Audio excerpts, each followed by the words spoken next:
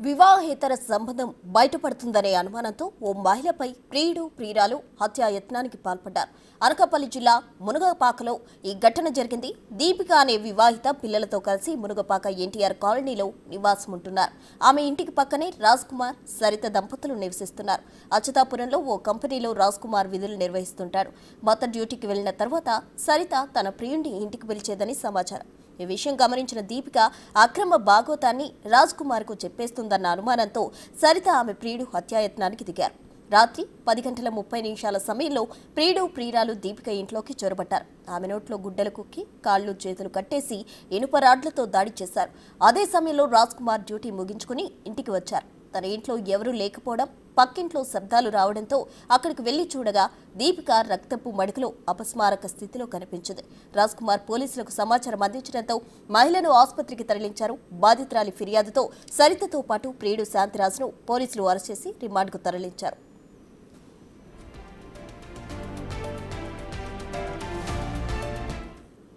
ఇక ఇదే అంశానికి సంబంధించి పూర్తి వివరాలు మా ప్రతినిధి రాజు అందిస్తారు. రాజు, వివాహేతర సంబంధం వల్ల ఒక ప్రాణాన్ని కూడా అంటే ఒక హత్య చేయడానికి వెనకాడలేనటువంటి పరిస్థితి అయితే ఈ సంఘటన బట్టి తెలుస్తుంది. అనకాపల్లి జిల్లా మునగపాకలో ఇది సంచలనం సృష్టించినటువంటి పరిస్థితి కనిపిస్తుంది. ముఖ్యంగా అటు రాజ్ కుమార్, సరిత ఇద్దరు కూడా దంపతులు. అయితే సరిత తన భర్త ఆఫీస్ డ్యూటీకి వెళ్ళిపోయిన తర్వాత తన ప్రియుడు శాంతిరాజ్ తో కలిసి తరచు ఉంటున్నటువంటి పరిస్థితి అయితే ఉంది.